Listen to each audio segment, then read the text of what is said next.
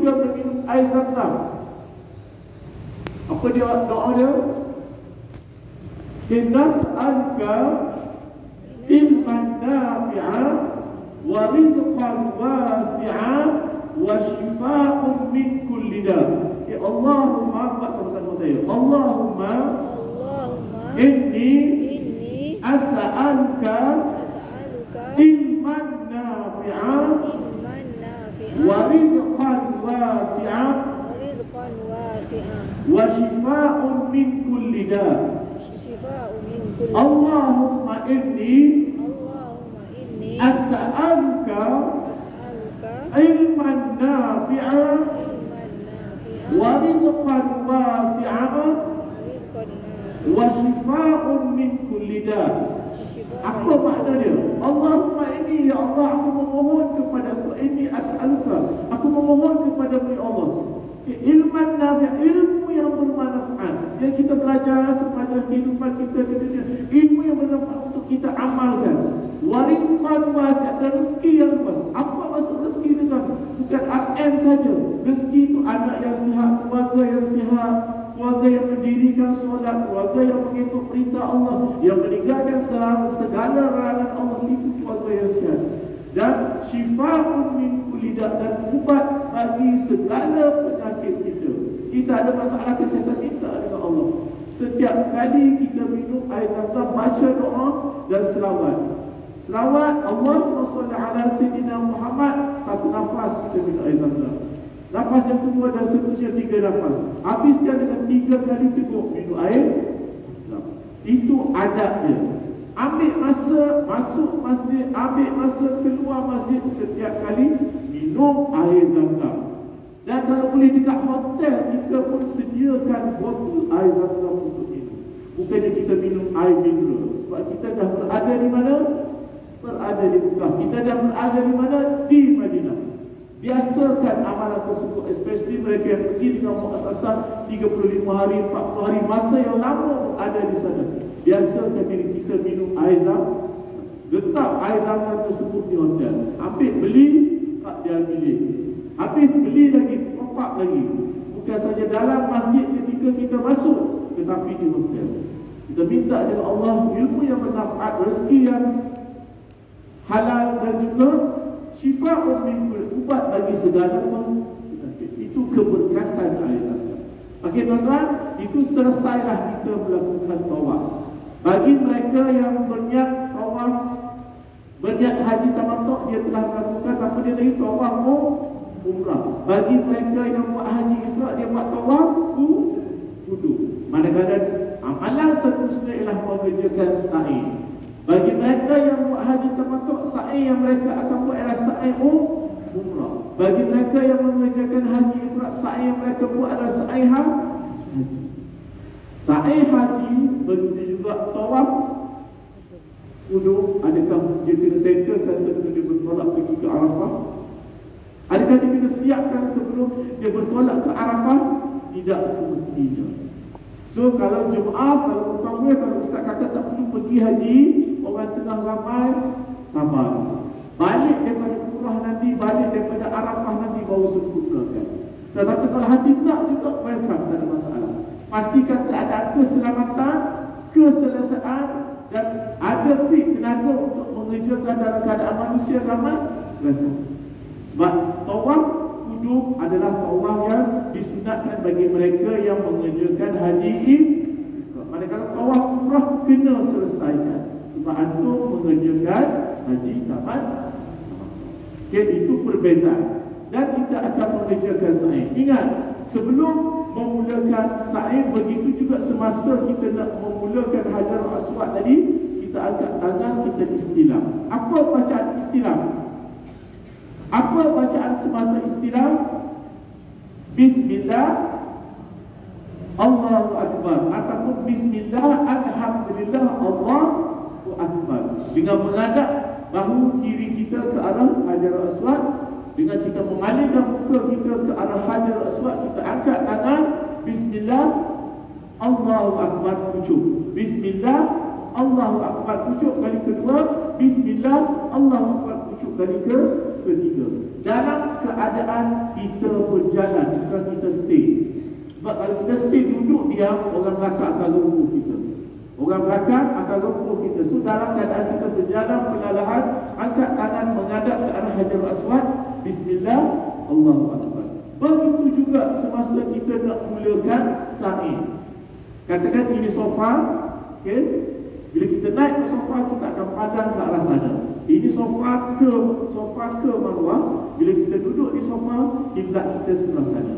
Kita pusing sekejap, Bismillah, Allahu Akbar, sebelum kita memulakan sa'i.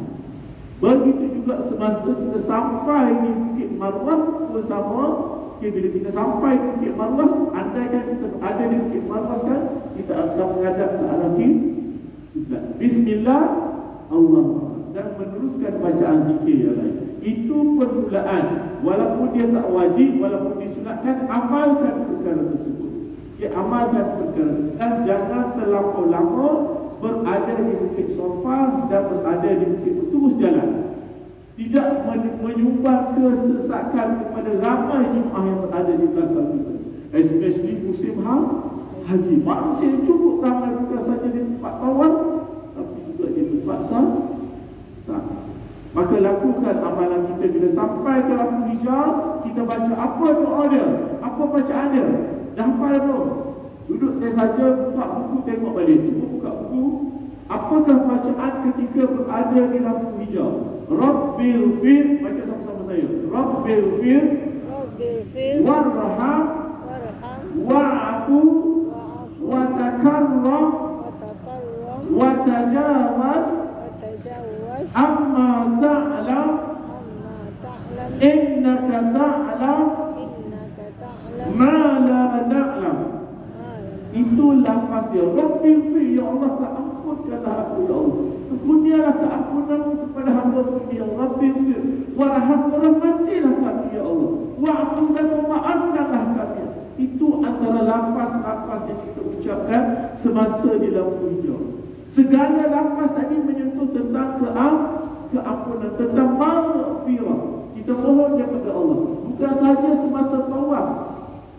Pusingan pertama, pusingan kedua, hati sampai pusingan ketujuh, yang kita mohon tidak lain melainkan lafaz maghfirah. Begitu juga semasa kita sayang.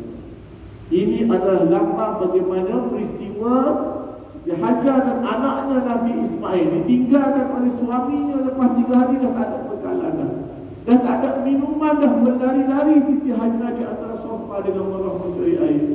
Ditinggalkan oleh suami dengan baby yang kecil tanpa manusia di sana. Dan itulah simbolik amalan kita supaya kita menghargai perkara tersebut. Dan kita lakukan sebagai amalan antara amalan haji kita, antara amalan umrah. Maka selesailah ke Bukit Marwah. Ke Bukit Marwah, bila sampai di hujung Bukit Marwah, kita baca apa? Inna Safa wal Marwata min sya'airillah. Faman hajjal baita aw i'tamara fala junaha alaihi ay yatawafa bihima wa man tatawwa'a khairan. Hinggalah habis kita baca. Ulang bacaan tersebut. Tuan-tuan, kalau tuan-tuan disediakan duit lebih pergi umrah, pergi haji, tuan-tuan ada masa, naiklah skuter. Skuter naik tingkat 1, setelah yang tangga ajak yang tinggi itu, kalau siapa dah pernah pergi umrah, naik yang tangga tinggi itu ke kanan, kat situ dia ada staircase untuk naik skuter. Untuk tawaf RM57, untuk sa'i pun RM57. Kita mengerjakan amal ibadat tersebut dengan senang. Ketika saja kita baca doa. Sepanjang kita tawaf, sepanjang kita sa'i, kita tak sedar amalan tersebut dah habis. Disebabkan kita bergalih membaca doa-doa yang dilapaskan. Dan kita berawas-awas. Sebab kadang-kadang menggunakan skuter boleh buatkan manusia lalai. Duk sembah, duk selfie, duk dekat gambar. Haramkan perkara tersebut dalam diri kita jemaah haji. Sebaliknya kita menumpukan kepada bacaan doa. Oleh sebab itu, allocate duit kita. Tuan-tuan dah bayar dekat tambah haji RM13,000, dah bayar dekat tambah haji RM30,000, dah bayar dekat package RM50,000. Apa salahnya allocatekan 200, 100, 300 dalam poket untuk naik, untuk memudahkan. Bila tuan-tuan habis mengerjakan ibadat tawaf, bila habis mengerjakan ibadat saya, alhamdulillah tak rasa penat. sebab kita mengerjakan tersebut dengan amalan yang benar. Itu pengalaman saya menaiki skuter dan kita rasa puas hati baca tanpa rasa kelam. Itu kalau nak praktis boleh menaiki skuter, tak masalah. Atau nak berjalan kaki pun boleh, nak naik wheelchair pun boleh, nak naik skuter pun dia boleh, dan sah. Maka lakukan amalan tersebut, amalan saya sebanyak 7 pusingan dan berakhir dengan tahan. Bagi jemaah yang mengerjakan tawaf, yang mengerjakan tawaf umrah, yang mengerjakan sa'i umrah tadi, dia boleh bertahan. Apa maksud tahan ni? Apa maksud tahan? Membebaskan diri. Apa amalan dia nak membebaskan diri? Bergunting. Bergunting. So bertahanlah, bebaslah diri dan keadaan menggunting rambut. Maka bacalah doa. Taklah Allah keampunan terhadap rambut yang jatuh ke bumi. Itulah simboliknya dosa-dosa yang kita lakukan jatuhnya daripada badan kita.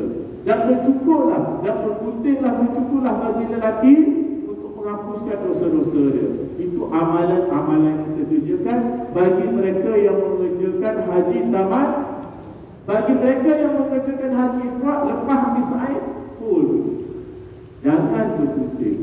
Sebab aku masih dalam keadaan tunggu 8 Zulhijjah nak bertolak ke Arafah. Manakala bagi jemaah yang mengerjakan haji tamattu' tadi, dia dah boleh pakai pakaian biasa sehingga 8 Zulhijjah baru dia pakai balik kain ihram dia. Sebab apa? Nak bertolak ke Arafah.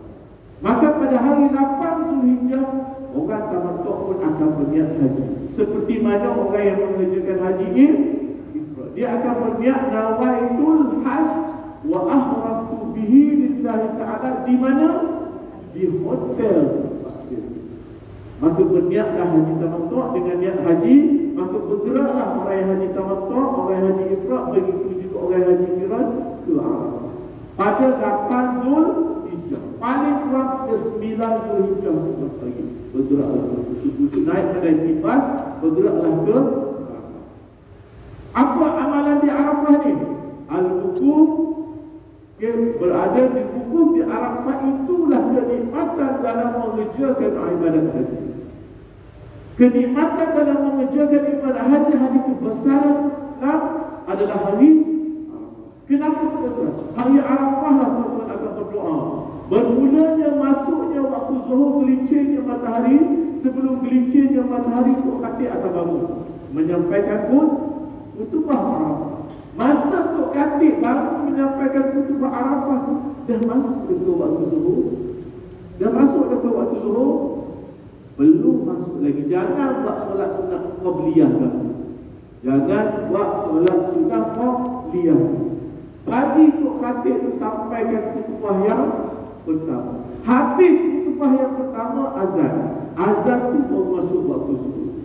Azan di samping Tok Khatib baca khutbah yang kedua, di samping itu maka beralunlah azan hinggalah selesai khutbah yang kedua. Dan selepas itu semua jemaah akan bersolat jamak-jamak.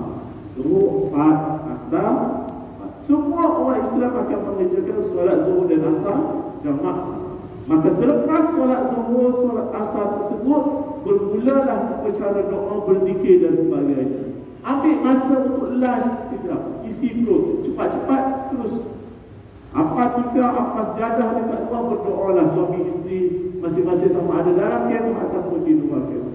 Sehingga sampainya waktu ulang bacaan. Sediakan sebelum bertolak, masa dekat Bukit Mahkota itu, masa dekat Padang Terubangi, dah ada dah list doa yang saya nak baca. Dah ada dah buku doa yang saya nak baca.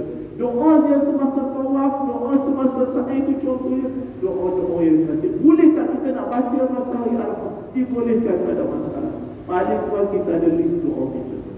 Maka isilah waktu tersebut dengan bacaan doa. Antara zuhur, asar, dan bila terbenamnya matahari, masuknya waktu maghrib, dah tak ada. Dah habis dah. Dah habis dah berkumpul di Arafah.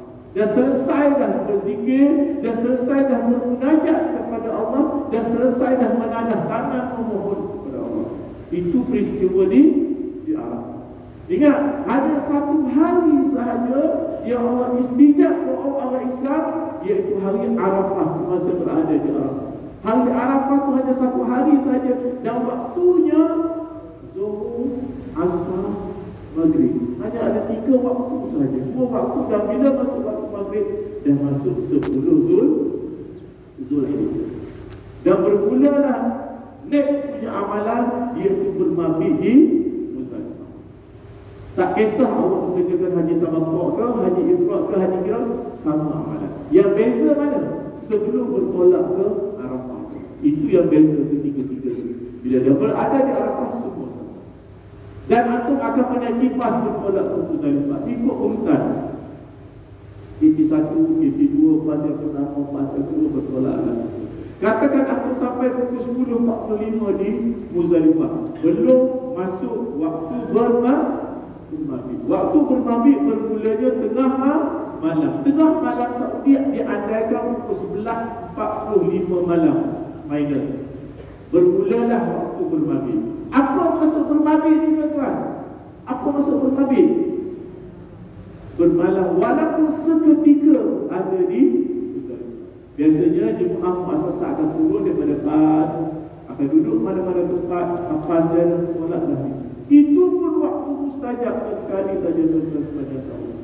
Maka berdoalah di situ dalam waktu yang ada sebelum tuan-tuan diangkat untuk terus ke Mina.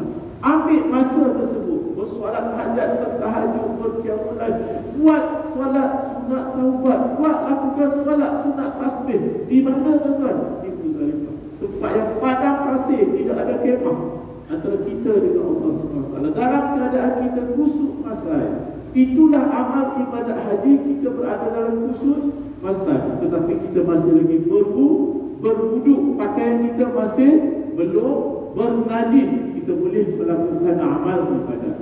Oleh sebab itu kena berhati-hati. Bagi lelaki khususnya, semasa berada di Arafah nanti, bila rasa tak was-was, rasa was-was tentang kain dipakai di bahagian bawah, semasa duduk dalam kemah, bolehlah memakai kain pelikat yang telah dipotong.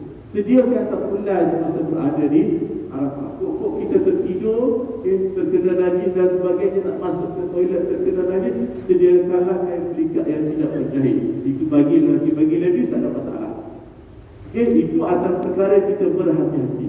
Jadi semasa berada di Muzdalifah, lakukan amalan-amalan sunat yang lain. Mengutip batu kalau belum ada batu, cukupkan bilangan batu untuk Jamratul Kubra 7, untuk hari 11 Tashriq, 11 hari bulan Zulhijjah 21, 12 Zulhijjah 21, dan kalau buat nafar sani 13 Zulhijjah 21, cukupkan bilangan. Paling lebih kita kutip, dan kadang-kadang disediakan batu tersebut. Itu amalan-amalan sunat semasa berada di Muzdalifah. Dan pergerakan daripada Muzdalifah ke Mina ikut urutan juga. Ada yang sampai ke Mina sebelum subuh, ada yang sampai di Mina selepas subuh, ada yang sampai di Mina pukul 9 pagi, ada yang sampai di Mina waktu zuhur pukul 12. Masa tu badan kita dah exhausted, badan kita dah penat, badan kita dah letih, dan mulalah kedengaran batu-batu, dan mula dah kedengaran badan yang tak sihat. Sebab apa? Suhunya adalah 50 darjah Celsius.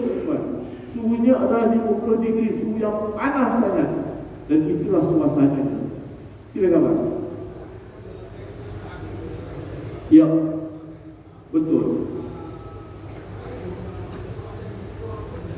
Pakai macam biasa, tak ada masalah. Ya, tak ada masalah. Okay? Dan pergerakan tuan-tuan ke Mina, ingat, bila bermulanya melontar Jamratul Kubra? Bila waktu melontar Jamratul Kubra? Bila? 10 Zulhijjah kan? 10 Zulhijjah tu bila? Waktu dia? Pukul berapa? Bermulanya tengah malam untuk melontar Jamratul Kubra. Tapi tuan-tuan tak buat lagi 10 Zulhijjah tu pada waktu malam. Sebab masa tu tuan-tuan berada di Muzdalifah. Tuan-tuan akan bergerak ke Mina. Sampai di kemah Mina 10 Zulhijjah subuh. Betul? Yang waktunya dah bermula tengah malam tadi. Tengah malam subuh. Bila waktu bermulanya subuh tersebut, tuan-tuan dah ready dah. Dah mandikan diri, dah mempersiapkan diri. Lepas subuh akan pergi ke Mina. Lepas solat subuh akan bergerak ke Mina untuk melakukan balingan Jamratul Kubra. Ini pun ada satu amalan, okay? Yang kadang-kadang rut yang pertama yang disediakan oleh muasasah, balingan Jamratul Kubra selepas waktu subuh. Depend, tengok kadang-kadang pergi pukul 7, kadang-kadang ada pergi pukul 8, kadang-kadang pergi pukul 9. Tengok waktu yang telah ditetapkan oleh kemah antum tersebut. Pergerakan tersebut daripada Mina ke Jamarat mengambil masa 7 km perjalanan, plus minus 6 plus, dan begitu juga untuk balik 6 plus dalam 7 km. Pergerakan tersebut tanpa dirasai. Cuma saya nak ingatkan, bagi mereka yang badan besar, kadang-kadang bila kita berjalan banyak, tak mahu kita rasa bersesek, dia akan luka. Dan sebab kita kena sampailah lotion sedikit, untuk kita memudahkan perjalanan kita.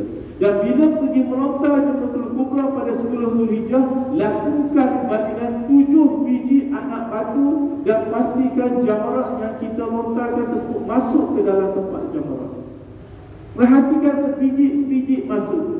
Kalau tak masuk, maka tak dikira kita kena tambah. Cukupkan bilangan 7 biji untuk besarkan balingan jamarat kita. Ingat, kita daripada kemah, kita akan berjumpa Jamratul Sughra dulu.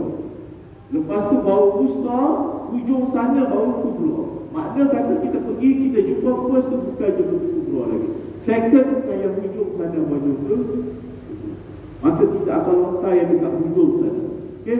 Lakukan. Dan kadang-kadang jemaah tak perasan, dekat tiang di bahagian atas dia ada tulis Jamratul Kubra, Jamratul Sughra, Jamratul Wusta. Pergi cuba tengok bahagian atas tiang tersebut, dia ada tulis, untuk mengkonfirmkan bahawa balingan yang kita buat tadi adalah balingan Jamratul Kubra. Kenapa? Kerana ada jemaah yang tersilap buat balingan. Dia pergi dalam kumpulan, bila sampai ke tempat jamarat, dia terpisah daripada kumpulan. Lalu dia melakukan balingan tersebut di tempat Jamratul Sughra. Sah tak balingan 10 Zulhijjah dia? Tak sah. Yang dia kena buat adalah Jamratul Kubra. Oleh sebab itu kita kena surekan, kena pastikan perkara tersebut daripada sebalingan. Setelah membuat balingan Jamratul Kubra, kita akan balik semula ke Kemah Mina. Itu dah masuk 10 Zulhijjah waktu pagi, 10 Zulhijjah waktu Zuhur, 10 Zulhijjah waktu Asar, dan masuknya Maghrib menandakan masuknya 11 Zulhijjah. Dan masuk dekat balingan untuk Jamratul Sughra, Wusta dengan Kubra untuk 11. Bila masuknya waktu Maghrib, dah mula dah? Belum mula lagi. Belum. Bila mulanya? 11 Zulhijjah Maghrib, 11 Zulhijjah Isyak. Dah mula dah balingan 11 Zulhijjah? Belum mula. 11 Zulhijjah tengah malam, dah mula dah balingan 11 Zulhijjah? Dah mula dah? Belum lagi. 11 Zulhijjah lepas subuh baru mula. Berbeza balingan Jamratul Kubra tadi yang bermula tengah malam. Yang 11 Zulhijjah ni bermulanya bila? Selepas subuh.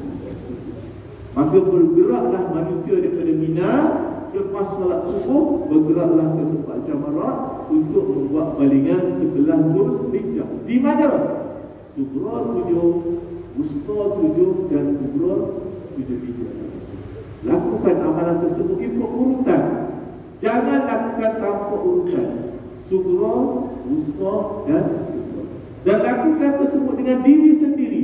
Kalau tak layak sangat, maklumkan kepada ustaz, maklumkan kepada pegawai kesihatan, maklumkan kepada mutawif untuk dibadilkan, digantikan dengan orang lain sebelum antum bergerak ke tempat jamaah. Tapi kalau ada kuasa, ada tenaga, lakukan sendiri. Lakukan amalan tersebut secara sendiri. Walaupun kita penat dah seharian daripada Arafah, bermalam di Muzdalifah, bergerak ke Mina, berjalan kaki dari Mina ke tempat jamaah, mengambil masa. Tapi kita masih ada hidup kuasa, ada tenaga, lakukan sendiri. Itu untuk balingan 11 Zulhijjah. Maka selesai. Kita dah selesai mabit di Mina 11 Zulhijjah. Kita dah selesai melontar 11 Zulhijjah. Dan kita dah selesai Jamratul Kubra 10 Zulhijjah. Kita dah selesai 3 amalan.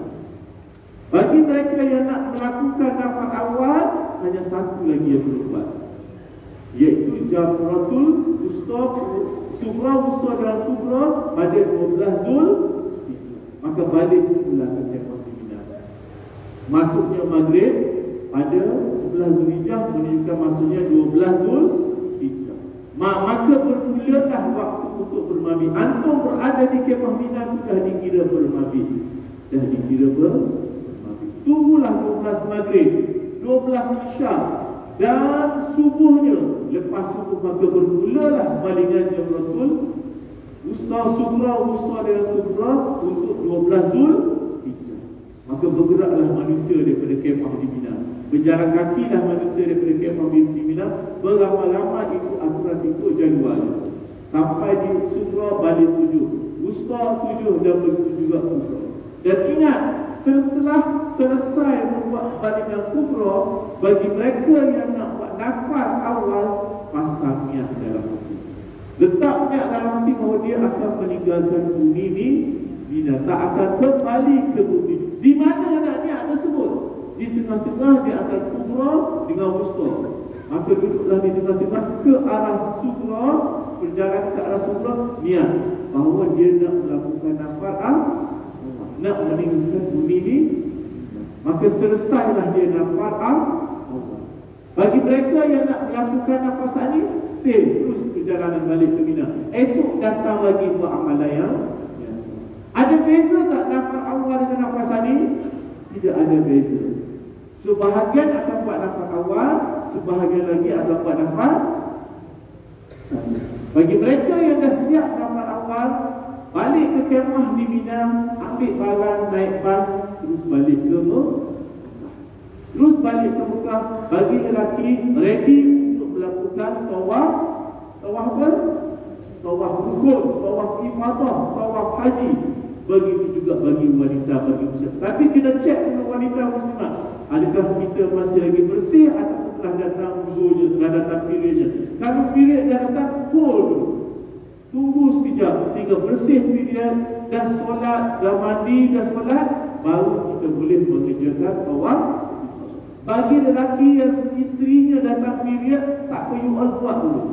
You all selesaikan urusan tawaf haji, you all selesai. Bila wife dah settle, dah bersih, wife mandi, you pergi buat tawaf sunat, wife buat tawaf ifadah. Tidak ada masalah. Yang penting kita bersegera menyelesaikan tawaf ifadah. Ingat, apa beza orang yang mengerjakan haji tamattu', haji ifrad dan haji qiran? Bezanya sebelum dia bertolak, orang tamattu' dia niat, orang ifrad dah tak niat. Semasa di Arafah, Jamarat, Mina, Muzdalifah sama. Bila balik semula ke Mekah, yang itu yang beza. Apa bezanya? Orang yang mengerjakan haji tamattu', bila dia balik semula ke Mekah, dia akan mengerjakan tawaf haji. Selesai daripada tawaf haji, dia akan buat sa'i haji. Manakala orang yang buat haji ifrad, balik ke Mekah, dia akan buat tawaf haji sahaja.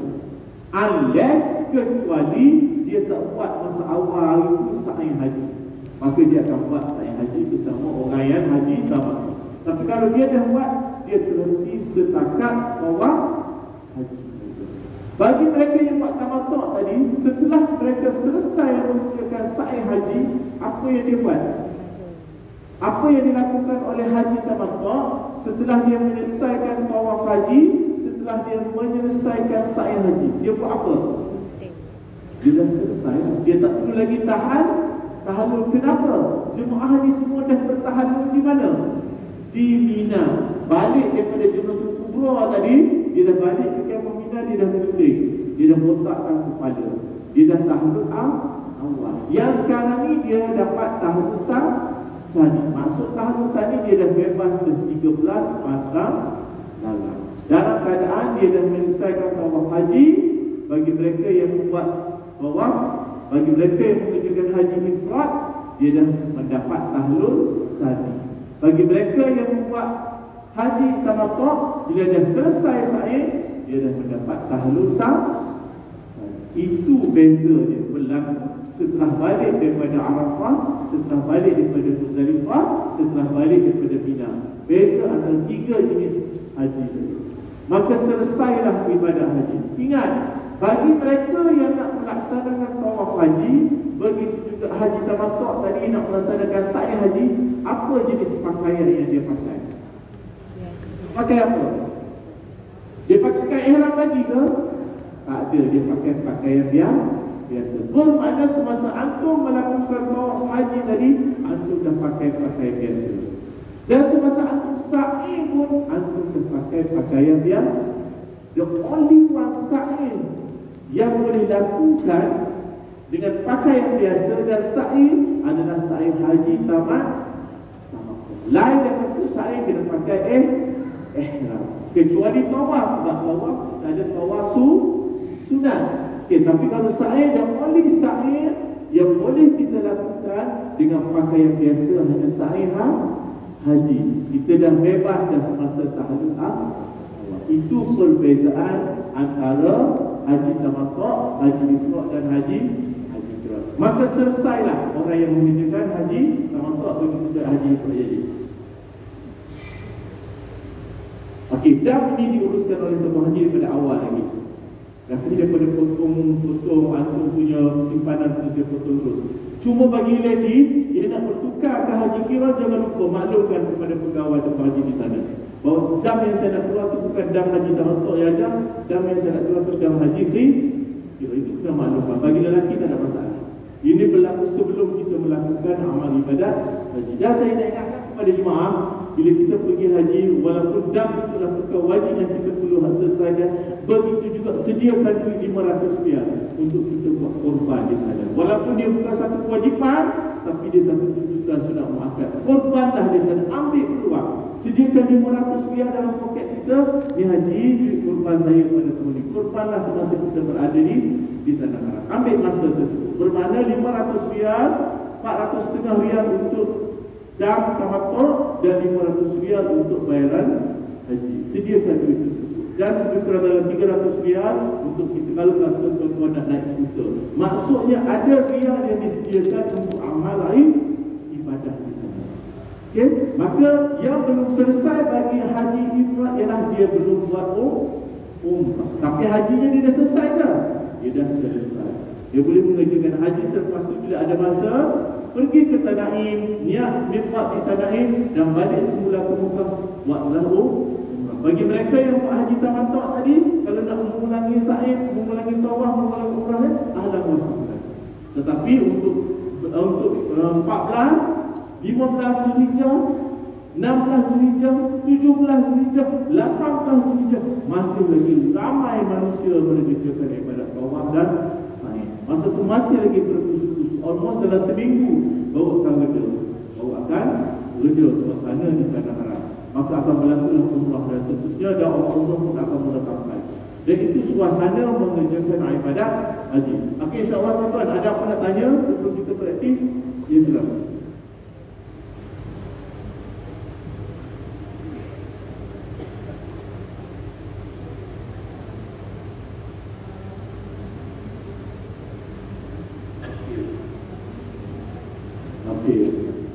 Bila bermulanya waktu melontar Jamratul Kubra? Soalan saya. Bila bermulanya waktu melontar Jamratul Kubra? Tengah malam 10 Zul. Bila berakhirnya melontar Jamratul Kubra? Bila berakhirnya? Bila? Bila tak? Bila tak? Bila? 13 Zul. Maksudnya kalau katakan dari segi waktu, kita bukan bercerita dari segi schedule yang dibuat oleh Tuan Haji. Dari segi waktu dibenarkan bermula 10 Zulhijjah tengah malam sehingga 13 Zulhijjah. Kalau kita tak tunaikan, kita kena tunaikan sebelum berakhir. Tetapi kita kena tunaikan secara urutan. Maksudnya, katakanlah saya tak nak buatlah 10 Zulhijjah, saya tak nak buatlah 11 Zulhijjah, saya tak nak buatlah 12, saya nak buat 13 Zulhijjah. Tapi farahlah saya. Saya pergi 13 Zulhijjah lepas subuh, saya pergi ke Jamratul Kubra, saya balik 1, 2, 3, 4, 5, 6, 7. Saya pergi ke Sukra balik, saya buat balingan 1, 2, 3, 4, 5, 6, 7. Wusta pula, lepas tu Kubra pula, selesai 11 Zulhijjah. Saya pergi balik 12 Zulhijjah pula. Maksudnya berurutan dalam masa 1 hari. Masih lagi sah, tetapi penat. Unless kalau rasa nak mengurangkan penat, ikutlah jadual yang disediakan oleh Tuan Haji, oleh kemah kita. Okey, grup ni akan keluar grup ni akan keluar pukul 8 kita perlu. Tetapi ada yang cerdik. Ada yang cerdik, dia pergi kapal, dia pergi masa yang sesuai. Yang penting dia dah tahu dah masanya kat mana. Masanya bermula bila. Untuk jam kubra dia bermula tengah malam. Untuk 11, 12 dan 13 dia bermula lepas subuh. Pandai-pandai dia buat. Ada juga yang buat macam ni. Tapi kalau nak mudah, kita ikut schedule yang disediakan oleh Allah. Itu dari segi waktu nak menunaikan Jamratul Sughra, Wusta dan Kubra. Okey, ada lagi soalan?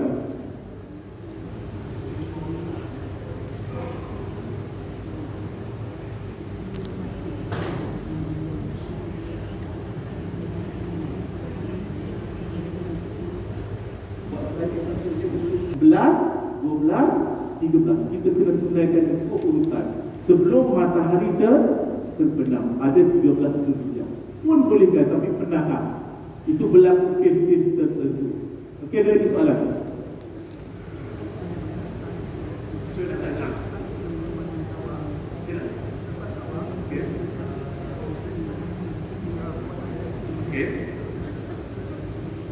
Okey. Haji bertanya saya tentang penangguhan sa'i selepas tawaf.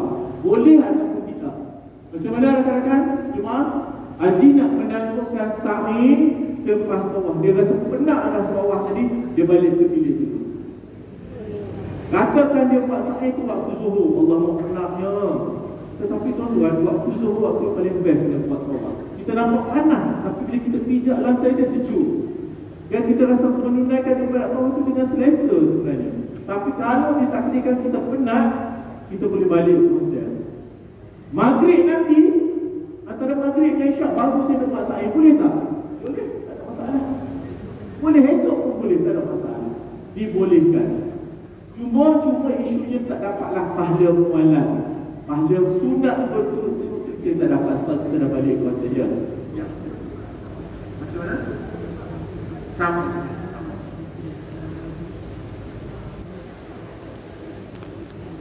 Okey, kita akan lakukan secara individual. Masuk di Mina, tidak ada isu mabit. Yang isu mabit ni bagi mereka yang tidak ada kemah di Mina. Dia berada mabit di mana? Di tempat Jamrah. Yang ni paling kurang sebahagian malam dia dah berada. Bila bermula sebahagian malam, dia akan pergi pukul 11 malam. 11 malam, 12 malam, 1 pagi, 2 pagi, 3 pagi, 4 pagi itu masuk sebahagian malam dia berada di bawah dikira. Tapi kadang-kadang berlaku 1 tahun mabit tidak dapat dilaksanakan di Mina. Ada masalah menyebabkan jemaah terpaksa dipindahkan daripada Mina ke Mekah. Itu pun ada kaum ulama yang mengatakan dibolehkan. Dia masih lagi dikira bermabit disebabkan masyaqqah yang dia dapat. Tetapi pada asasnya antum berada di kemah di Mina itu dah dikira bermabit daripada waktu maghrib sampai waktu subuh. Okey, jelaskan? Tiba. Saya tanya dia. Ada dua kaedah. Bila antum mewakilkan, contohnya rakan semilik tak larat, Haji nak minta saya wakilkan dia, kita boleh? Okey, saya wakilkan Haji. Saya nak pergi melontar untuk 12 Zulhijjah sekarang. Bila saya sampai kat sana, saya melontar